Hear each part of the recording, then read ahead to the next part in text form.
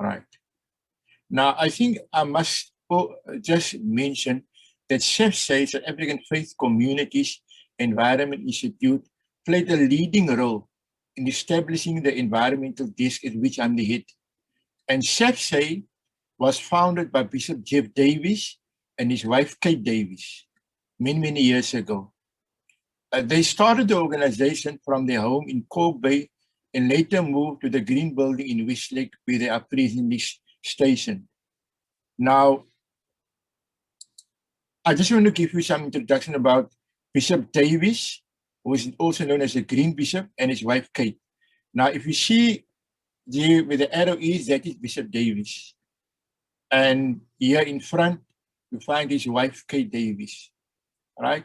Those two people were, they made a lot of effort on what is happening today in South Africa in terms of environment. They started, in their home in Kalk Bay, and they developed, and you can see at the, here is a picture of the SEFSA board. It's people from all walks of life coming together, and their whole objective is to protect the environment. Now, this is a picture of the board. It was taken some time ago. Now, the board usually changes every year or so. The new people come in, those people, because I was also part of the board many years ago. So I moved out and other people come in. So this is a South African SEFSA board team. All right. Now, SEFSA invited many years ago all major faith groups in Southern Africa to preserve the environment from a faith perspective. Now, when we come to SEFSA, you come from a faith perspective, and they had the first meeting. And this meeting took place at the Goede Dag Farm in Malmesbury in 2006. And I represented the MDC at this meeting. So when I arrived back from the SEFSA meeting at the MDC offices, I decided then to start the MDC Environmental Desk. Presently, I'm still the head of the MDC Environmental Desk and submit my annual report to the MDC AGM. Now, the first members of the Environmental Desk was Ms. Adila Murat, Ms. Asia, Ms. Wissal Salam, and myself. And all these people, they work for organizations concerning environment. They all have postgrad degrees in environmental studies.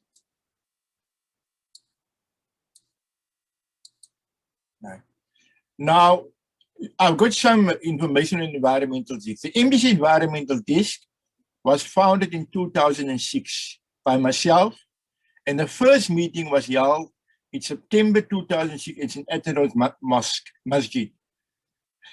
Right?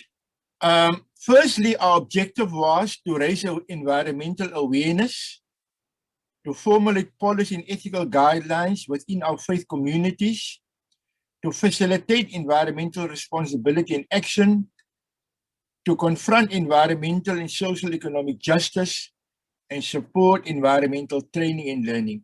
This was our main objectives of the environmental desk. And since then, we've worked about this, around these aims and objectives. And this is now, you can, when one go to the MDC website, one can find these words, right, in the environmental, from the environmental desk. And this is a picture which also appears on the MDC website. Right. So the first thing I started was to produce articles to learn people, to educate people about environment, right? And so I produced, and also the people who were with me, we produced many articles concerning environmental issues, right? We had publication in Muslim Views, the South African Muslim National newspaper, and also the Burhan al-Islam magazine. I also published some articles on the MDC website, as well as the SEFSA website. Many articles I produced over the years. And I want to give some examples of the articles. This is one of the articles which I wrote was rhino poaching, a set error for wildlife in Africa. Was one of the articles which I produced. Okay, and this article attracted me, quite a good attention, this article which I wrote. Then I had the article, Islam and Climate Change, which I also published quite widely. And you can see the pictures here on the climate change that takes place. And then I had a paper which I wrote a few years ago, Post-Apartheid Urbanization in the Western Cape, South Africa, its impact on the water systems. And then I also was concerned about the seas, and I wrote also a paper on declining of sea life. And one of the articles which I also published in Muslim Views was Nabi Muhammad Sallallahu his teachings concerning the animals, right? So this was one of the articles which I also produced. So one will find this also on my website, with my own personal website, which some of the articles do appear. What we did was also, when I was and still there, I encouraged tree planting at the various masajid in Cape Town, right?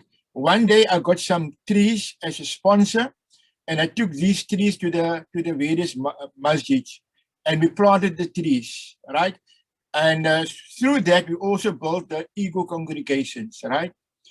I also went around to the schools to preach environmental awareness. Many of the schools, even at secular schools, I went around to tell the children about environmental awareness. And we also assisted in water schemes at the various mosques. You know, there was a time when we had a water crisis in Cape Town. So I went to the various mosques, right, to assist them in water schemes. And here's an example of one of the water schemes which you had, all right? See, this is one mosque where we had a water scheme. What we basically did here was, you know that in preparation for prayer, the Muslim usually use water to do ablution. And what we did was, at the end of the you know, as the water is flowing, we collected in these drums, right, which is at the back of the masjid, right? Now, what happened to the water? The people from the community come and they collect the water, right, and they give it to a nation, right, to the masjid, and that water is being used for garden purposes or maybe for car washing. So by means of that, we saved water, right? And it was very many of the masjids, the masajid, they were very eager to follow this program because it was a very positive step. It cost a lot of effort, but you can see these two young men, they were very eager to build these drums and to build all the facilities which can facilitate for this program. Here's another example. You can see it was just recently built. When I came there, it was just recently built, and you can see how the drums are standing and how the people also collect the water. Unfortunately, I also had some pictures about how we used to plant trees at the various masajid, but I think it got lost from my phone. You know, somewhere, I changed phones and the pictures just got lost. But at least I got hold of these drums, which I took at the various mosques. Okay. Then also in the water crisis, there was a time a few years ago when we had, it was in 2017, we had a water crisis in Cape Town. So the environmental day said we're going to go for prayers for rain, all right? And we organized the whole South Africa to make a prayer for rain, right? Especially was Cape Town very much affected. We went almost to what you call day zero in Cape Town. So we went to the various prayers, asked people to pray in various groups, and you can see here. This is the MJC, the Muslim Judicial Council, then started to organize the prayers. And you can see, this is an example, other people prayed for rain on one Sunday morning, right? You see, there's a males, as a Muslims culture, normally it is in the front, you find the men, and right at the back there, you can see the females are praying at the back of the, males and females, both of them participated in the prayer, but this was one of the gatherings which attracted quite a few thousand of people to the prayer for rain. And well, I must say, as I say, shukr to Allah, after that it rained very well the last 2 years. We had quite an abundance of rain. So at least a place, we had a positive advantage. Okay. Then also what I did was, every year in South Africa you got a water week. And then I wrote what they call a Friday sermon. We call it a khutbah, right?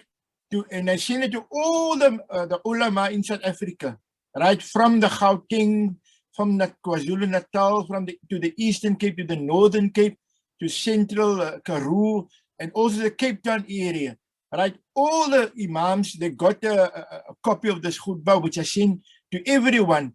And I asked people, the imams, to deliver the khutbah on any Friday in the month of March, because March month is usually the water week, right? And this khutbah, many of the imams, they did use this khutbah which I wrote, and they delivered the khutbah and also gave a background about the water crisis and the importance of water saving. So this is, and in fact, there was several times after this initial khutbah when people repeated this khutbah again, just to educate people how to save water.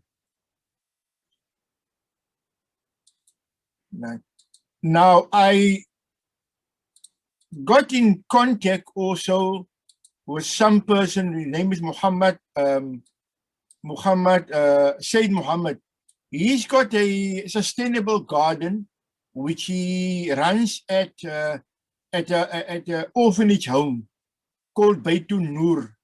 Now this is one of the projects in sustainable development, but it was a video, and I tried last night to let the video play, but it doesn't want to play, unfortunately. I tried my best to let the video play, but you can see how the man really went out of his, this person does it voluntarily, and he produced a garden, he built a garden in the premises of Baitun Nur, and through that garden, it feeds the orphanage with food on a daily basis. Then also I went to a masjid. Now this masjid is called Tarangarot Masjid. Now this also is in terms of sustainable development. What this imam that did this masjid, you can see around the masjid there's a lot of trees now, quite big. He gave people around the masjid, each family had to adopt a tree, all right? And what happened is the family must see to the tree, the growing of the tree, sorry, the watering of the tree, the cleaning around the tree, and through that the community got involved, right, in the masjid through an environmental awareness. And you can see all the result of this imam. He did a very good job, right? And yeah. So what happened was that around this masjid here, you can see the families, they used to grow the trees, and the trees are very healthy. When I was here last time, the mosque looked very, very beautiful, right? And you will find the trees right around the masjid. Okay, so each family in the area, they see to the tree, the feeding of the tree, and I think we try to do this at many other masajid in the Cape Town area. Now, in terms also of sustainability, one will find also the Muslims, when it came to certain issues, for example, which Chef said, for example, the protest against nuclear, all right? We participated, in front of the House of Parliament in Cape Town. We went there and went also to protest, to voice our objection to the nuclear energy which the government wanted to implement. You find these Muslims there around, among this crowd who supports what Chef is standing for. And also at the same time, we had the fracking, which is going to take place in the Karoo area, all right? Now, and one can see here, we had a big demo in Cape Town, especially the people from Karoo, because fracking, as you know, the disadvantage that fracking can do. In fact, on this fracking issue, I presented a paper in Algeria on fracking, right? The paper was called Fracking, the Effect It Has on Water Resources. And then I presented this paper in Algeria.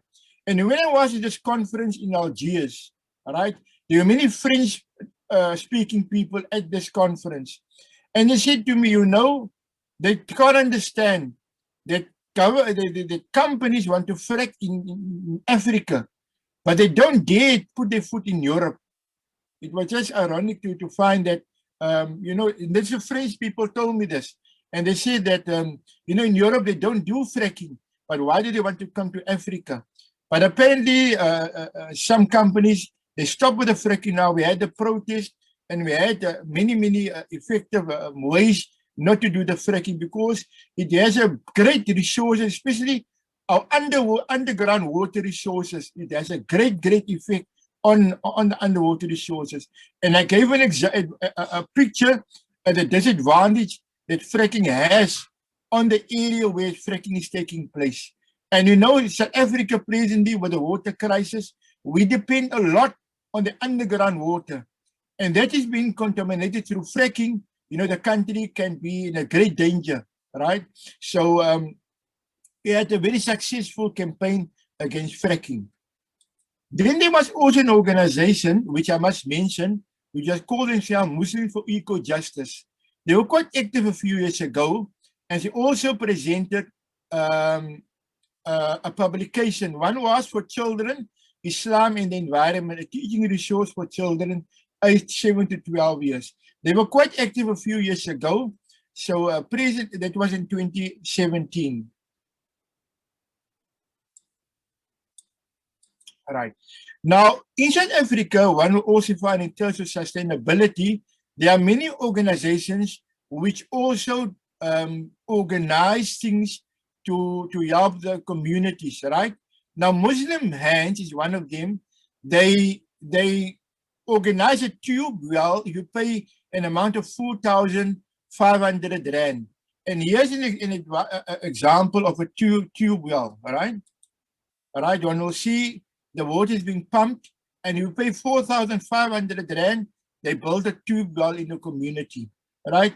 This is Muslim Hands. And just give you a picture of what the tube well looks like. They've also got other wells which they built and it's got more money, but they basically do the if you pay the amount of money to Muslim Hands and they build the infrastructure in many other communities, okay? So Muslim Hands also in terms of sustainable development, they're involved in water projects, right? They're involved in poverty alleviation. There's a charity and orphan fund, as they call it. They also got education. They educate a lot of people. And they also see to the health system of many communities. Now, all these are sustainable development goals according to the United Nations. Now, this is one organization called Muslim Hands. Then you got another organization called Al-Imdad. Al-Imdad, their sustainable activities concerns orphan and child welfare. Again, it's poverty alleviation, but they call it orphans and child welfare. So you see what happens is basically, just to explain to you, a Muslim must give a certain amount of money every year to the poor, and they call it zakah, right? So the zakah money goes to these organizations, and these organizations use it for these activities, what they call the zakah money. You must pay 2.5% of your tax savings. You must pay 2.5% to the poor. So now we do in South Africa is you got this like Al-Imdad and Muslim Hands, right? And Islamic Relief. There's other organizations, and also got Zakah Fund. And these organizations use that money to help the community, right? Also, what we have is you got at the end of the Ramadan, which you just passed now, at the end of fasting months, we got Zakatul Fitr, right? Whereby we supply the poor with food, right? So all this money are being put together and then, in one kitty, and then they do this project for the community, right? And you also got what they call voluntary money that you give, we call sadaqah, right? Which you give voluntarily to the community. And yes, So they use this money for these projects. And they got also water and sanitation project, that is Alimdad. Then they got a health and medical facilities, right? And you also got education and skills development.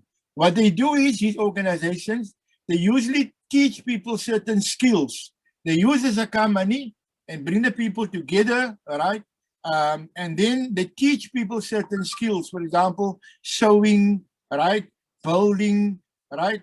How to work with a computer. And then the people can go out, right?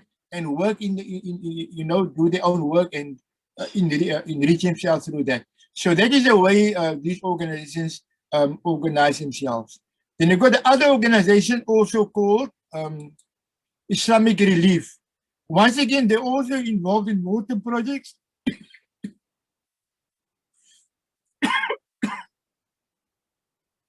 They're involved in education, once again, to teach people, to educate children. They also facilitate for certain schools. They give certain amount of money to schools for educational projects. They're also involved in health facilities, right? And again, one can see poverty alleviation, giving food to the poor, to the orphan and the children. So these are the sustainable activities which South African organizations are involved in.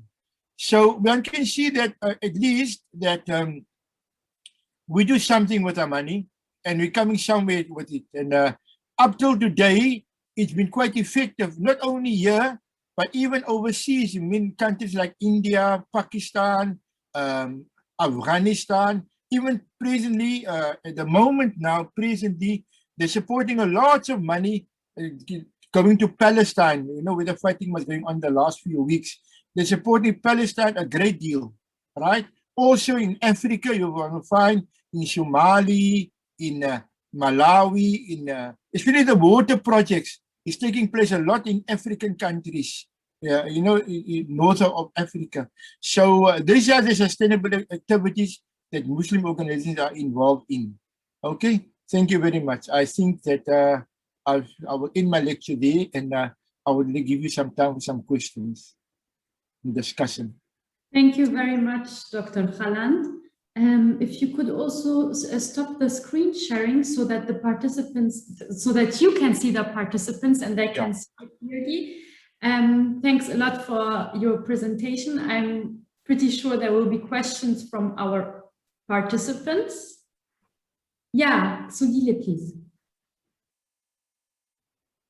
Thank you very much, Nora. I get a bit worried when I have to ask because my computer at times kills my volume, my sound. I hope you can hear me. Yes, we hear you very clearly. Yes. Thank you very much.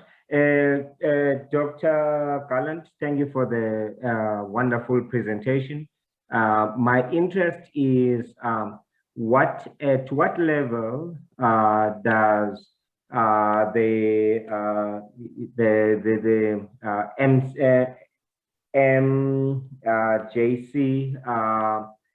collaborate with other stakeholders within the interfaith kind of movement, particularly within the Western Cape, and particularly around the issues of environment and us taking care of the environment. And if there are some areas where you collaborate, what has been some of the lessons that you have gleaned through that interaction? Thank you very much. Okay, myself, I was personally involved in that collaboration with other faith organizations, especially through CEFSE.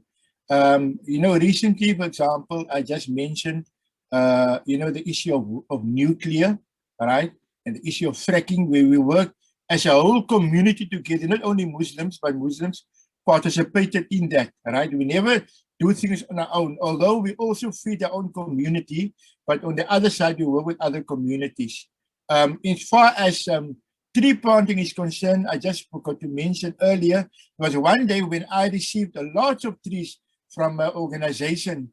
And then what I did was I took these trees to CEFSE, and CEFSE distributed to a lot of churches and other organizations faith-based organizations to plant the tree. So we only did it, we only use it for ourselves, but we did it for other organizations as well. As far as the water crisis were concerned, we worked together as a community. Although we did our prayers on our own, I think all faith communities worked on their own, but as a community, we worked, as one nation, we work together with our other organizations, okay? As far as feeding is concerned, for example, we not only feed our own people, but for example, I'll just give you a good example which just happened now recently. At the end of Ramadan, which just took place 2-3 weeks ago, we take food to all the communities. In Cape Town, you find Kailicha, Guguletu, and in fact, many organizations do it every day. Every day in the fast, they take food to Kailicha, to Guguletu, to Nyanga, even in Menenberg, right, in Delft, where there's poverty, we give to all. We don't discriminate when it's now Muslim or non-Muslim.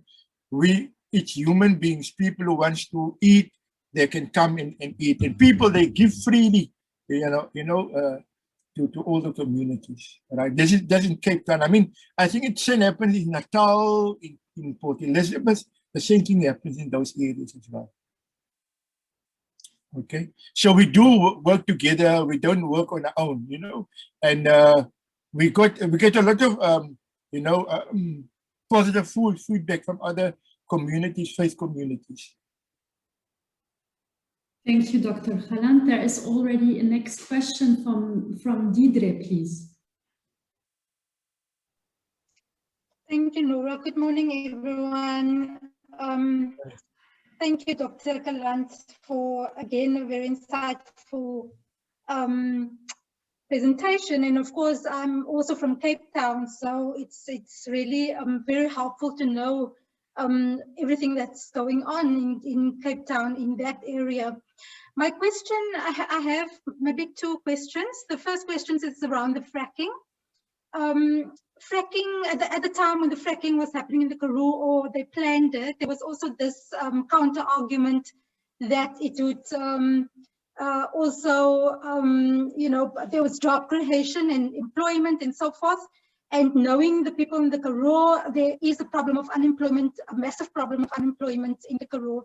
And of course, this would then cause a dividing view from the people that lives there. How was that approached to get the unity? Some people wanting the jobs, job creations, other people is concerned about the water.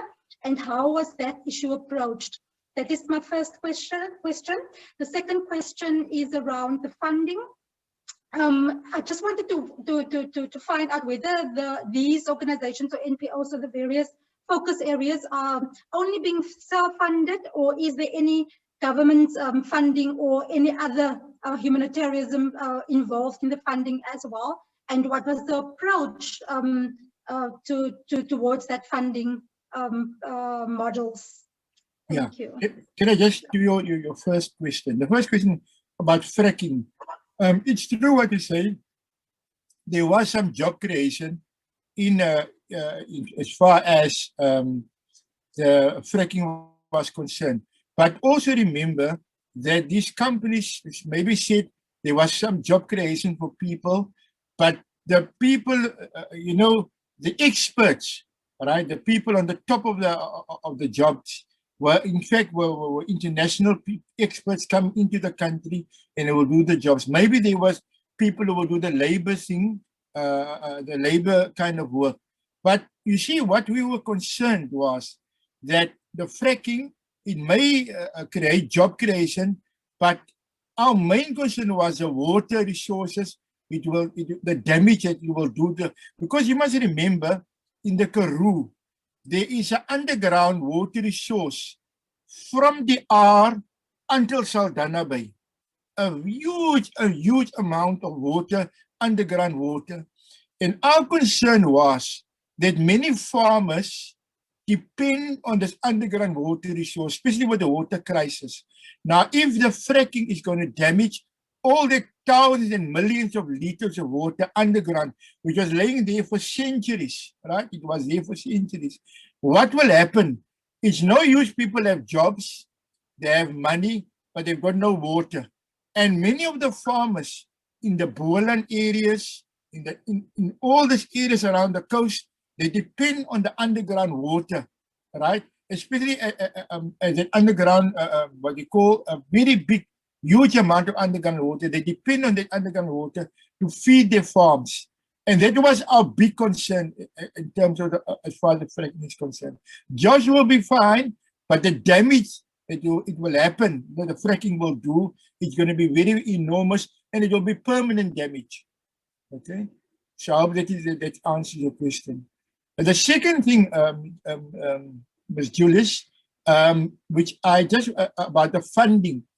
Look, we in Cape Town, the MGC, we normally normally use our own resources for funding, but I know SAFSA was funded from organizations in Europe, for example, Bread for the World. When I was with SAFSA, they were funded by Bread for the World, and I can't remember the other organizations now, but they did get some funding from the Scandinavian countries in Europe.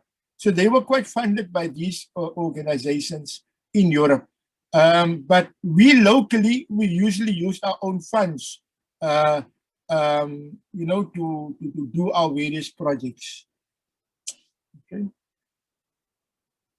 Okay, I'll answer your question. Yes, thank you, Doctor. Thank you. Great, thank you. Akin, please. Thank you very much, Doctor, for that wonderful presentation. I actually joined a little bit late. I don't know if my question has been answered anyway. The beneficiaries of this organization, from this organization, who are they? Are they limited to Muslims only, or they cut across? Thank you. Yeah. Now, I think I mentioned it earlier that we don't discriminate between Muslims and non-Muslims. When it comes to a water project, right, and we put up a well in a certain area, for example, in Malawi, or in Mozambique, or in Zimbabwe, for example, it doesn't matter who will benefit from that project. It's people who will benefit, and through that, we give it to all people. For example, I just mentioned earlier also our food project which we run in Cape Town, right? All the food that distribute in our areas, right? It goes to all people, and in Ramadan especially, it's on a daily basis. Also towards the end of Ramadan, right? You've got this huge amount of pots of food which we give to the people, and it goes around community. It doesn't go to any specific amount of people. Okay, thank you very much. Yeah. The next one I see is Emmanuel, please. Thank you very much for your presentation, Doc. It is quite refreshing to know that the Quran has certain teachings about the environment or ecology. I want to know, how do you bring this to the curriculum for the training of your sheikhs or imams, so that at the end of the day, when they go to the mosque, they will be able to impact the people? So I'm asking, how do you bring these teachings from the Quran to your curriculum for the training of your sheikhs or imams, so that they will be able to go there when during services, they will be able to preach about these things? Okay. Presently, I'm teaching at the University of the Western Cape. I'm teaching the honors, BA honors and masters and PhD at University of the Western Cape. Now, many of the imams, they do come and study with me. When they go to the various institutions we call the Darul Ulooms, they come to me to do their honors and their masters. And in the curriculum, in my curriculum at the honors level, one of the modules is environmental issues. So I teach him, and I let him do assignments, and I also let him write exams on environmental issues. And all these environmental issues is usually based from Quran and Hadith. Okay, that is one way I do it. That is Then secondly, also what I usually did was, which I didn't mention earlier, I went personally to over 100 masjids in South Africa, right? To preach the importance of environment. What I do is, I usually phone the imam, and then I organize a time with him, and then I go to the mosque and the masjid there, and then I usually teach the people the importance of environment. And I can tell you this, I've been to over 100 masjids in South Africa. I get a lot of positive feedback from the community. They will always tell me, you know, why don't I come every week? Why don't I come more often? Because it's something which I really enjoy. And then I cover in that one sermon, I cover quite a wide range of important environmental protection, right? So I'm quite in high demand to come into the various masjids and to preach. Because there's one person who said one day in Port Elizabeth, for example, when I was there, someone said to me, no, I must go to Gauteng because I think also there's lots of masjids there who need this education of environment. Yeah. But as I say, it is very, sometimes in fact after the masjid, after the what they call the khutbah, I get so many people coming to me and they speak to me, and it's already late. I want to go home, but people still want to ask questions. They want to, you know, and they're very interested to know the things they never knew before, and now they did gain something. And from there, for example, I was at one masjid one day, I'll never forget. It was something very effective. There was one person who was in charge of some schools, you know, there's various Darul Ulooms.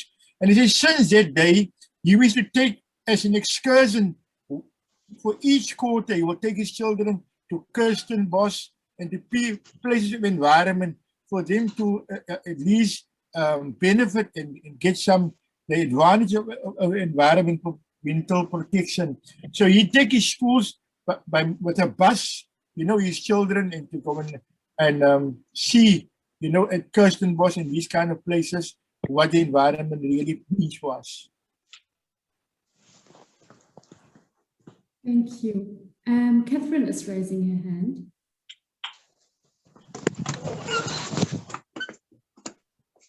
Yes. Can you hear me? Hello, today. I can hear you. Yes. Good morning. Good morning, sister. Thank you so much, Doctor, for the lecture you've given us this morning. I'm just challenged with the activities that you are giving to all people in South Africa in the name of Muslims. I come from Kenya. Okay. And I tend to think the Muslims in Kenya have not done much compared to what you have lectured this morning. And I've been having an idea that maybe Muslims don't share with other faith-based community organizations. But I'm challenged that you are saying you don't only issue this, or you don't only serve the Muslim communities. My question is, do you have any research you've done about the Muslims in Kenya and the activities they do? Because I've not seen any. Two, I've been having the feeling that the Muslims actually don't come in relationship with other faith-based organizations. For example, in small town where I'm pastoring a church, I'm a pastor, we bought a piece of land from a Muslim brother. We wanted to build up a church. But when the Muslims brothers heard of that, they came together and they returned the money. And we were wondering why. And then we were told that they believe if a Muslim sells his land to a Christian, then they are spreading Christianity than spreading Islam. So can you help me to understand the difference? I think maybe I can't really speak for the people of Kenya. It's a bit difficult because, you know, I'm not much. I haven't been there. I've been to Kenya once. I've been to Nairobi to a conference. In fact, I was mostly based in Nairobi, and I've been to Nairobi and just back. I would have liked, firstly, to have, I think it's Mombasa, am I correct? To have gone to Mombasa when I was there, but I didn't have the time because I had to take the flight back to South Africa.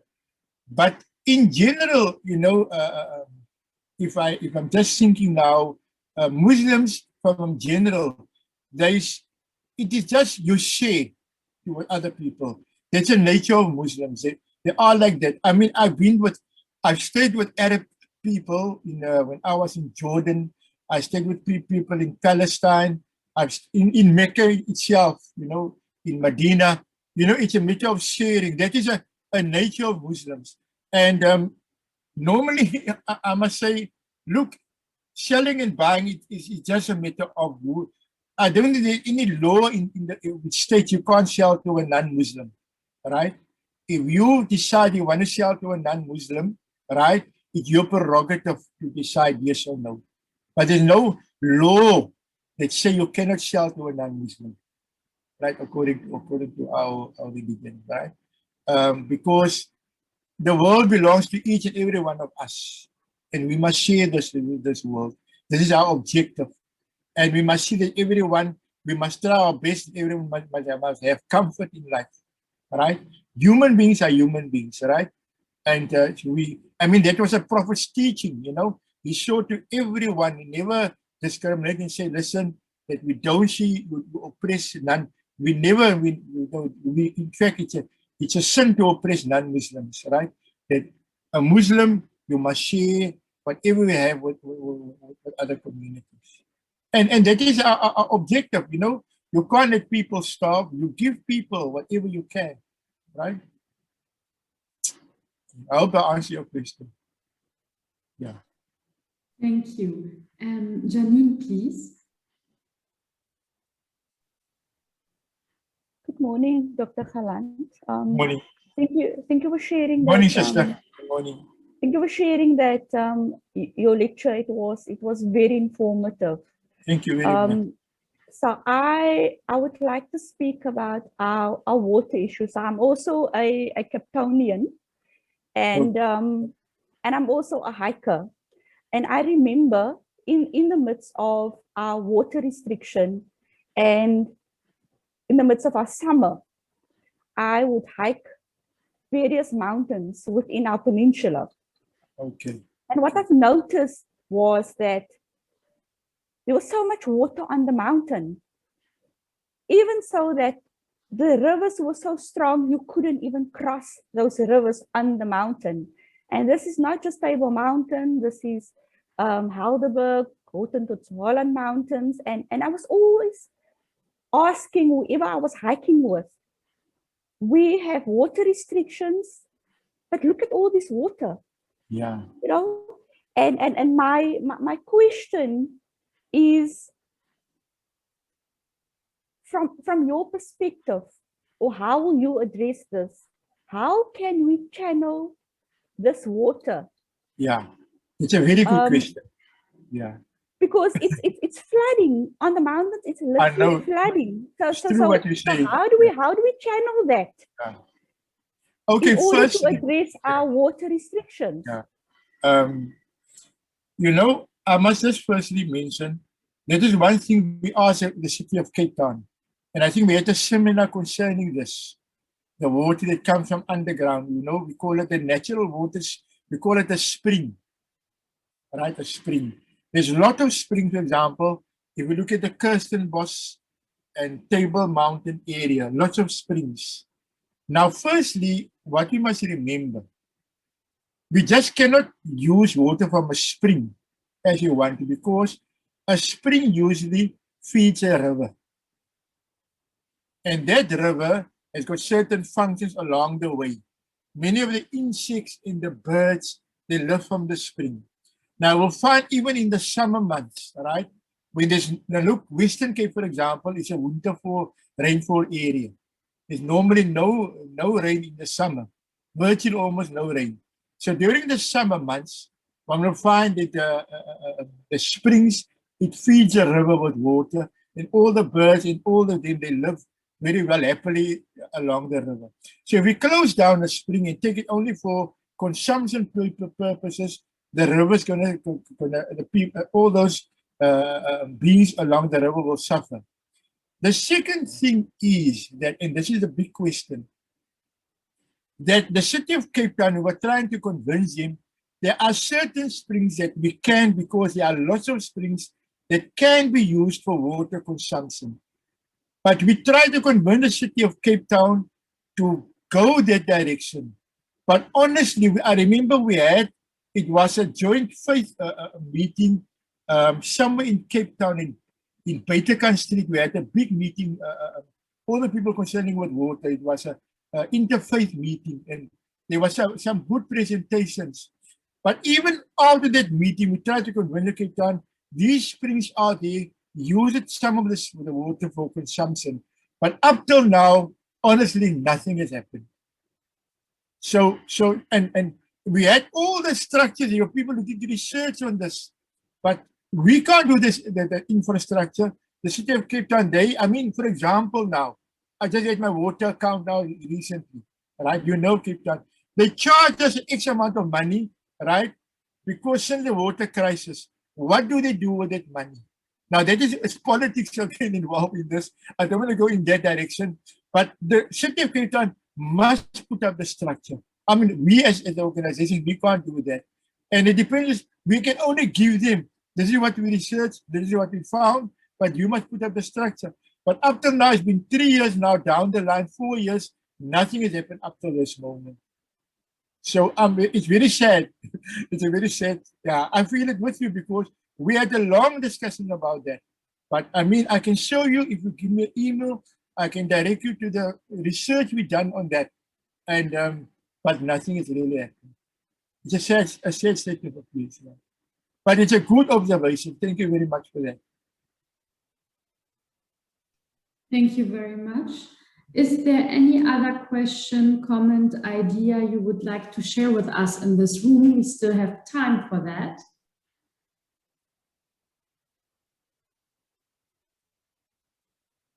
Sodile, please.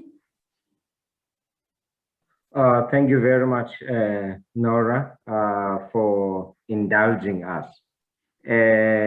Doc, I'm going to ask one that might be a bit controversial, but I really will appreciate your response. What is the Muslims, particularly Muslim environmentalism's view towards the issue where people are deprived of access to the land on the basis of protection of environment? I'm sure you will have read that there are some areas where people want to build and they are told that there is one insect. Because of that insect, they can't have access to that land. And people get pushed around. And whenever you want to have an establishment to meet basic needs of people who were previously deprived of access to good fertile land, and people are told, you can't build here, you must move here, there's a wetland there and all of that. And so what is the Muslims' attitude towards that, particularly focusing on South Africa, given how land was taken from the people here, and that they are not allowed to go back, and environment is used as an issue? Thank you very much. Yeah, I think just to answer you on that, you see, basically what we have in South, are you from South Africa? Yes, sir. Oh, South Africa. You see, I met one day a person from Palestine, When I was in Palestine, I was there one day, I met him. And he said to me, and he's an environmentalist as well. His name is Abu Shoaib. And I never, for example, really studied what he said to me, but what he said to me, you know, in fact, humanity should build their houses along the mountains, right? But the rest of the place must be used for farming purposes, because a mountain is made for people to live. Now, in South Africa, you've got the opposite, right? For example, when we find the Cape Flats area, if you know Cape Town, is much used for building, right? For building structures and so on. But you find the whole Cape Flats area is in fact a wetlands. I don't even know Cape Town. Lots of now the wetlands plays a very important role. For example, look at Cape Town. You know the N2 going down towards Port Elizabeth from Cape Town. It runs right through the middle of a big wetlands, right? And before, when the colonialists came to Cape Town, they used to use that wetlands for their advantage, right? Afterwards, the N2 was built. In fact, we must try to move more towards the mountains for building purposes, right? Because this wetlands, because wetlands has got a certain function, right? It's got a lot of function, which I won't go into now. But what happens is we are now using land which we shouldn't use, but we want to save the mountains to use for building houses. In fact, to be honest with you, I'm not a builder, but I studied some building for example, I was in Jordan. One find in Jordan, people don't have houses like in Cape Town. Just one big piece of land is used for one family. And the whole community in Jordan stays in flats, right? And you find by means of that, they use little room, but it's effective. Then in Cape Town, you find one big plot and a person builds a house, and it maybe can creep onto our wetlands. So I think basically we must go back to, for example, I'll just give you one example here. You find people coming from the Eastern Cape, right? And they come settle in Cape Town, all right? So what happens is the person don't know, he comes stay in the Cape Flats area. But the Cape Flats area, in fact, is a wetlands. So what happens is when it rains a lot, what happens is the water rises, and we'll find that the water rises into the people's houses. And that happens because then the people, now they think, but why does the water rise into my house? But they don't realize the water table is very high in the Cape Flats area. So when it rains, maybe on that side of the field, but the water rises into your house. In fact, when you must move towards a mountain where you can prevent that. All right. And the other thing what happens is also, which I must mention, is that when people come to Cape Town, and people must be made aware of this, because they want to use wood for fire, they cut down the trees. Right? Now, what happens is the trees usually absorb the water. Right? You find all the blue gum trees, all those trees have been cut off. They usually absorb the water and reduces the water in the ground. But when people cut off the trees, not knowing what they are doing, right? Not to say, because people haven't been educated for that, right? And what happens is they find that water table, you know, now you find it's winter time now in Cape Town. And soon, we will have to go and help the people from the Cape Flats area, give them blankets, help them with shelter, and so on. You know, because people weren't educated. But as it says, people must not move towards the wetlands, but move away from the wetlands towards a mountainous area to build their houses. And that can save a lot of controversy. People can just move their house structures in South Africa. That will help a lot. But I think it's important that people must be educated as where they can live. That is important. So I'm not sure if you were able to see the discussion that is now happening in the chat. So Deirdre said that's interesting. So the people were driven to the Cape Flats into the wetlands during the apartheid rule. Janine was saying makes sense. Mountains are very calming. And Deirdre added, from that perspective, segregation took priority even above environmental care. the mountain areas are very much only for the rich. So just to see that this question sparked further discussion in the chat. So I don't know, I saw Kate Davis joining us, but maybe she disappeared again. And I also want to say that Dr. Aisha Almila Akça, who is going to give us a seminar on a related topic, is joined us already from the beginning of this session. So we will hear you later, but if you would like also to engage at this point, you're very welcome to. And the question would be to everyone else in this Zoom room, if there's still any question, any remark, any idea you want to share, we still have time. And yeah, I'm really happy that Dr. Gallant is joining us, who has a very good expertise on what's going on in South Africa, not only being active and giving last year, as some of you were with us last year, it was more, his lecture was more about what we can derive from the Sunnah and Ahadith about why Muslims should take care of the environment. And this year it's more a practical approach of what he is doing within his communities. So if you have any questions on that, he's the person to ask. I see Philip, please. Yeah, thank you, Nora. And thank you, Dr. Gallant, for this highly interesting presentation and lecture that you gave. I'm wondering, what kind of knowledge exchange are you engaged in across the border to other countries in Southern Africa and in other African countries? So are you also engaged in regional and activities? Is there and the reason why I'm asking is because it seems that there are lots of best practices from what you are outlining, and you said you are sharing your expertise with different communities in South Africa in a different context in South Africa and different provinces. Does that also take place outside South Africa? Is there some sort of knowledge transfer or sharing of best practices from different countries?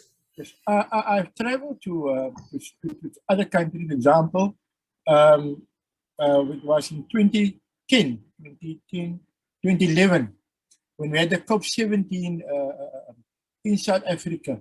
So with SEFSA, I went to Zambia, to Lusaka, and then we addressed all the people, faith people from Southern Africa. And then I shared similar knowledge, which I did last year and I'm doing today, at the conference to Southern African people, which was very effective because I remember the people from Zambia, from Malawi, from Botswana, from Mozambique, they were very much appreciative of what I did and what the knowledge I could give them concerning protection of the environment. And also later on that same year, we had an Africa conference, because in preparation for COP17 of the United Nations, we also met all the African people. So I did similarly in what's it called, Kenya, what's it called, Nairobi. We had a similar conference. Although in Southern Africa, I had a much bigger impact because the African one was a big one. We had all the African countries together. So it wasn't so much impact, but in fact, it was an impact, but the one in Zambia was very much effective. Also the one which I must also mention, the Alliance of Religious Conservation flew me to England, to Salisbury in England, where I had a presentation on water conservation, which was also very effective in England, in Salisbury. And they also flew me to Osaka a few years ago, and I went to Japan with the Alliance of Religious Conservation, Martin Palmer and those people. And I also had some presentations here. So internationally, I had some, some way of getting through to people, and it was quite effective, I must say that. So I did get I got some breakthrough from other people from other countries. And I have sometimes correspondence with people from other countries asking me questions and so on. And I do reply when they do email me.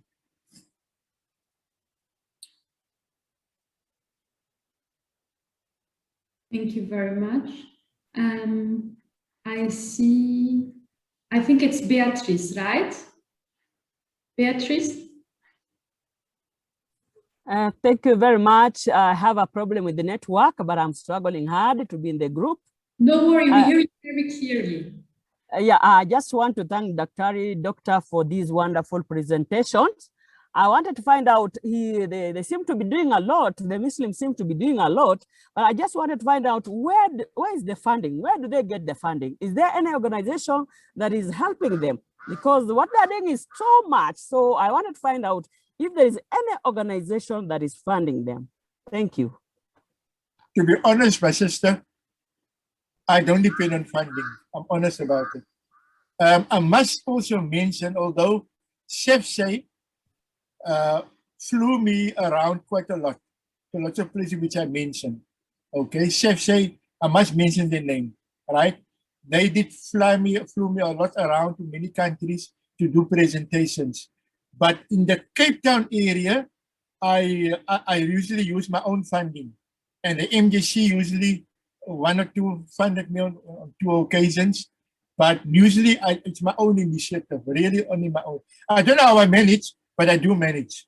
And I do get whatever, you know, it's just the will of Allah that I really put my trust in Allah and I go out and I do my work. That is it. Yeah.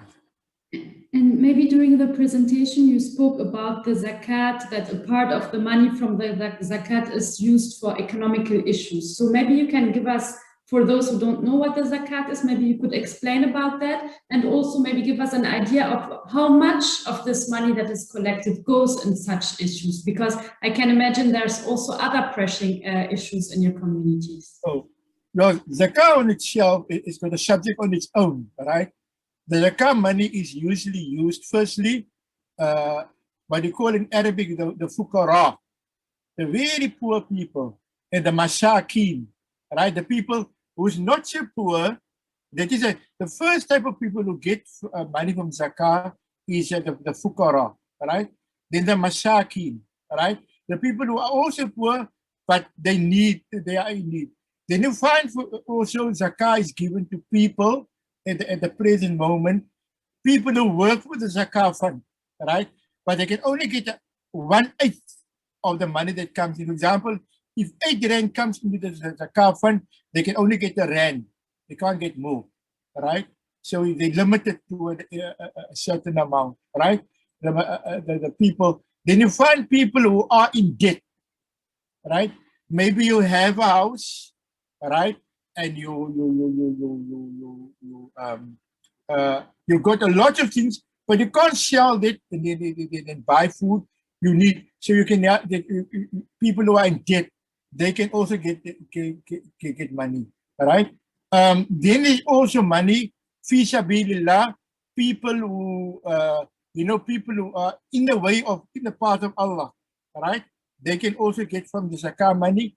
Then there's people who are, for example, who travel, and then they come to a certain place, they don't have money to get home, right? So in other words, you can give them an X amount of money to get to their house, right? For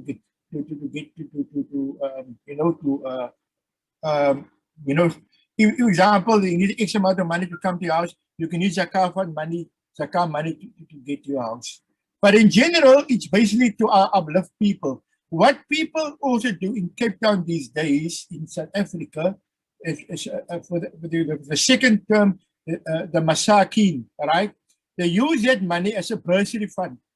People at university who needs money and they go forward to zakat fund, they can apply for that zakat they got an X amount of money in the kitty for the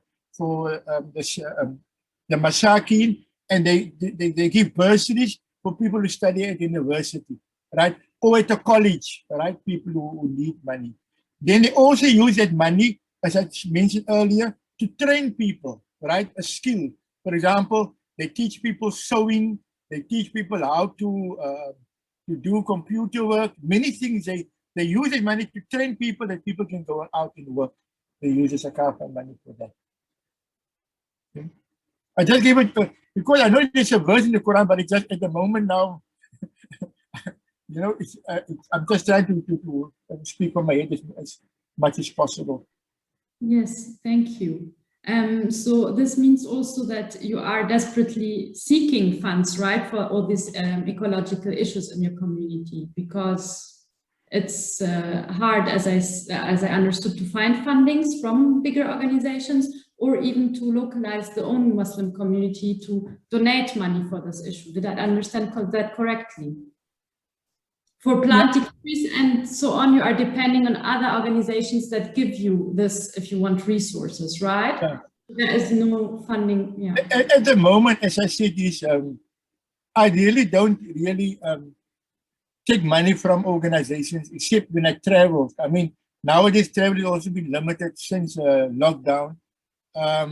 So you usually educate from, through the internet and through speeches and so on. But I must say also, going around, I must mention this, which I experienced. Going around on a mosque on a Friday, it's very, very effective. I must say, I mean, if you look at Cape Town alone, over 100 mosques in South Africa is an enormous amount of mosques. And the imams, because we all belong to one organization, to the Muslim Judicial Council, they were very friendly. In fact, many times they asked me 2 times or 3 times to come back to repeat, to give a more in detail lecture. And there was some mosques, some masajid, where I made lecture 2 or 3 times on the same issue from a different angle. It's so much because there was a demand for people to know about the environment. And also, I must mention, I forgot to mention this, I also appeared on radio Voice of the Cape and Radio 76 a few times concerning environmental issues, which I did in the past, which was also very, very effective. Yeah. The radio station helped me a lot. I must also that I forgot to mention that. Yeah. Thank you very much. I see Ido posted a question in the chat. So he says, the consequences of terrorism is negative on the environment. Do you have likely way to resolve it? I'm not sure if the question is clear. If not, we can ask Ido maybe to elaborate. Dr. Gallant, is the question clear, or should we ask for? Yeah, I don't know. You know, there's what terrorism. What honestly, it depends on how you look terrorism, from what angle you look at. I always say, our past president, which I met personally, I had a personal contact with Dr. Mandela, the late Dr. Mandela. He was at one time called a terrorist, and he became a minister, a president of a country, and he became one of the best leaders the world has ever seen. Dr. Mandela, the world has ever seen. I met Dr. Mandela personally. He invited me one day to his house, right, in the Grote Square. It was one of the big occasions in my life. And he was one day called a terrorist, because he stood in the wrong time, at the wrong side of the line, according to the people who called him terrorist, of course. So I don't like the word terrorism because people are usually fighters for the freedom, and they are called terrorists. So leave that word out, because people are usually fighting for what they need and what their right is. So let's not go controversial. Let's rather concentrate on the protection of the environment, because the word terrorism can divide us on many things. Thank you, Dr. Gallant. So we would have the opportunity to have a last round of questions, comments, or sharing ideas. We still have around 15 minutes. If there's anything you want to share now, it would be great.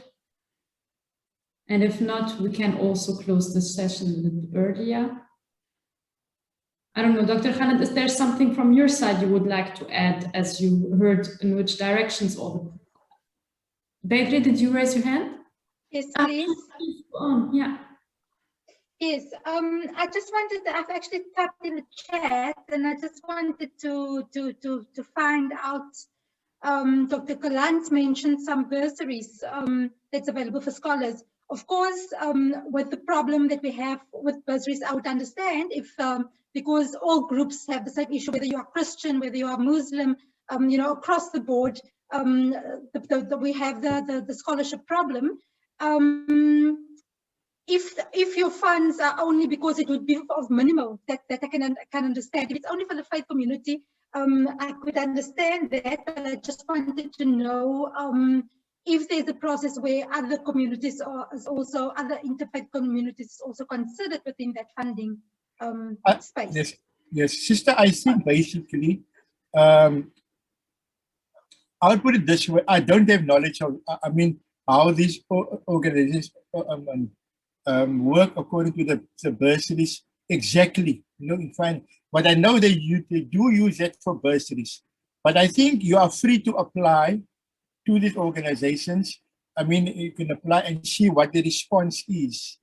I personally can't answer that question for you because I don't work for them. But I think you are free to apply, and there are certain funds which they can see what the situation is all about. The whole scenario around the bursaries. But you are free to apply to these organizations. Anyone in the country are free to apply for bursaries to these organizations. You can what you call SANZEF, which is South African National Zakah Fund, or what is it called now? Al-Imdad, Islamic Relief. All these organizations, you can apply to them and see what happens. Right? What I know is they go much in detail about the personal detail of income and all the expenses. They go much in detail before they grant a bursary to anyone, no matter who it is. It doesn't matter of coming and giving, They go into finer detail about the studies or progress of the studies in many things before they give you a bursary. Okay? There are many things we take into consideration. But as I said, I don't work for SANZEF. So, yeah. Thank you, Doctor. Thank you. So Patricia, yes.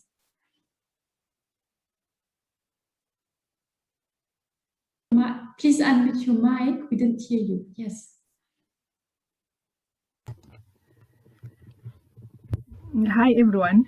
Hi. Can you hear me? Yes. Yes, okay. Yes. Thank you, Doc, for a beautiful presentation and very informative. I'm just totally excited listening to what the Muslim community is doing, not just in Cape Town, but largely across. I am a student in Cape Town, but I'm from Bloemfontein. Okay. And we don't have any Muslim community or a mosque in Bloemfontein. I don't know why. Yes. And then I'm very passionate about ecology because I believe that as it is, everybody who is still breathing in this earth should be responsible for the earth. We have to replenish the earth because as it is, the earth is in peril and we are not going to see any future or any day. I actually believe that the airborne diseases are nothing compared to what pollution has done to us, especially in Africa. And it is so difficult for communities like the African communities, the indigenes particularly, which where my question is that how do you cater for the indigenous people that were removed from their arable land and driven out of their land, where these people first and foremost were ecologically sensitive and their livelihoods dependent on the land for sustainability. But now they are pushed in such areas that are not only remote, away from any municipality to reach them, but they are just a forgotten part of society. And that really, really pains me because you can't be a nation when you still have these categories of people that are removed completely from society, like they don't exist. And they are there, but they have no one to seek help to, because the government of the day is not bothered about who is not making noise here, which party is doing what. So I am trying to find out from Doc that with the beautiful work the organization led under the Muslim communities that is doing to reaching out to other places, how do you cater for the indigents in your area? Yeah.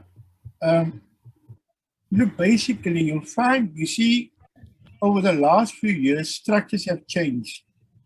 You'll find that, for example, since 1994, when South Africa became a democratic country, that people has moved from many areas, for example, from the Eastern Cape to the Western Cape, right?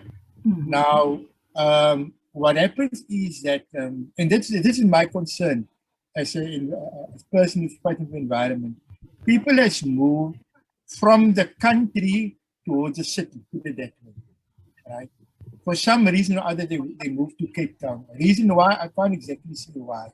But I'm sure, because I've been to the Eastern Cape a few times, for example, especially in the Transkei, in those areas, very green pastures, very green land.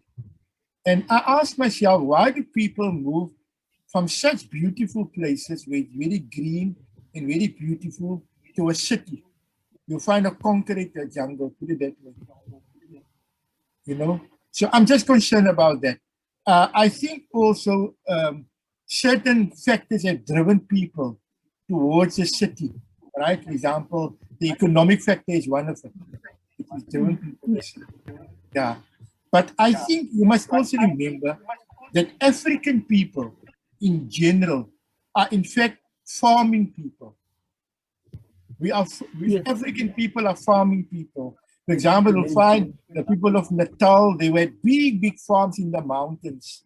And historically, because what happened is when there was a land act, I can't remember what year exactly it was, the 1919 or 1912 Land Act. The ANC was started just after that. Right, was founded after that. When people were forced, right, when they had the hut tax, I don't even remember that history. When people were forced from their farmlands towards the mines and come work in the mines in the Gauteng area when gold was discovered. Now that was a very important factor in the lives of African people. People had to give up their farms and had to go and work in the mines. Okay. Which was something which happened when big, our forefathers, right, were farmers. So I always say, if a country wants to sustain itself, then people must go back to farming. We've got three things. We've got sunlight. We've got sunlight. We've got water, underground water. There's massive underground water, and you've got land. Plow the land, you'll see you'll become a rich country.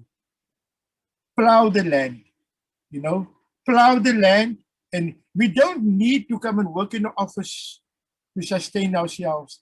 If we plow the land, we plant, we let the plants grow freely, and you can see how effective a community will become. And this is what happened in South Africa, because everybody wants to come and work in the office.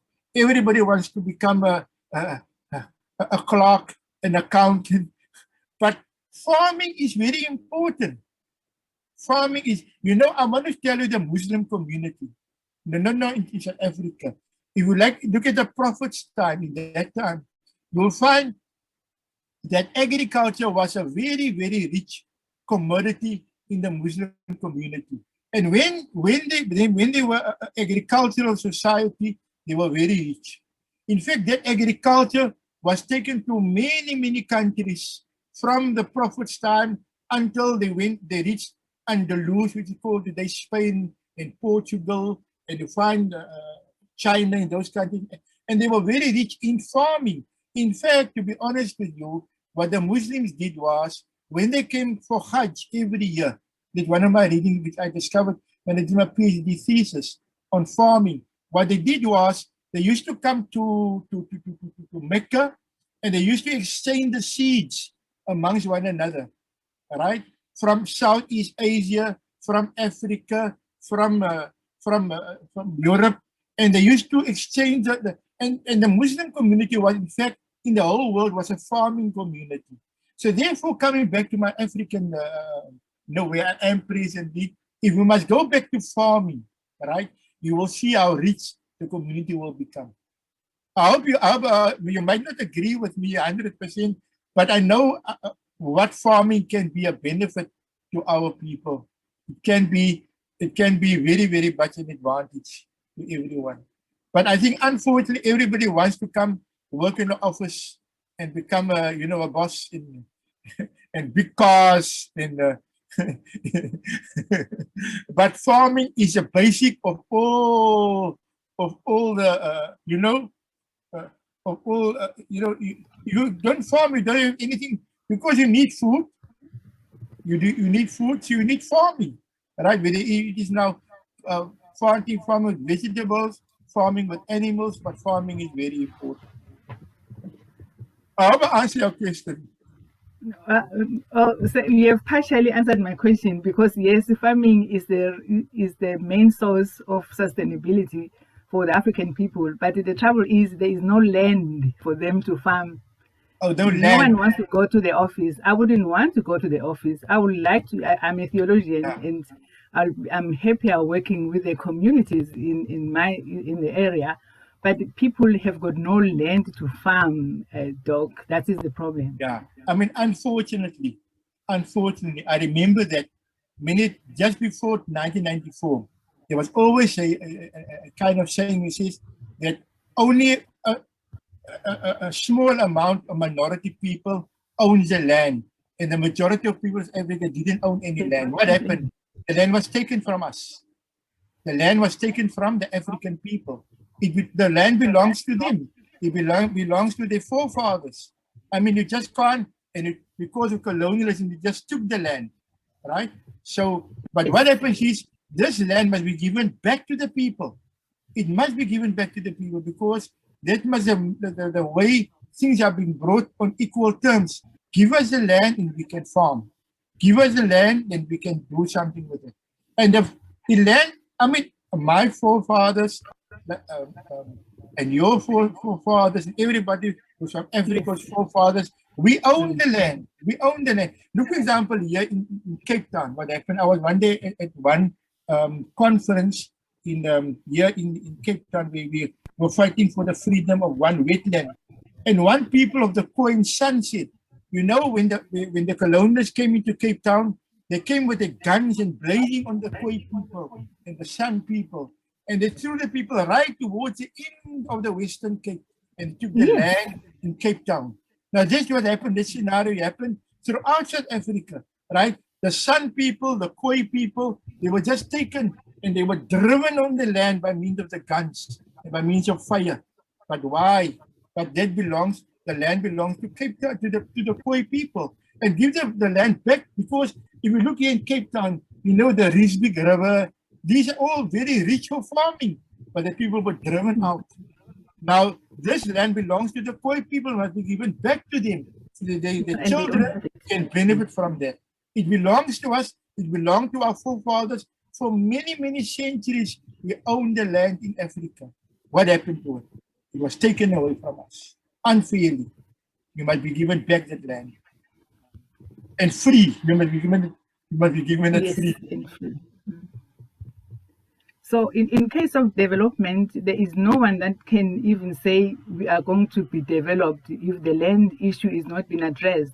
Because without addressing the ecological crisis, what exactly are we developing?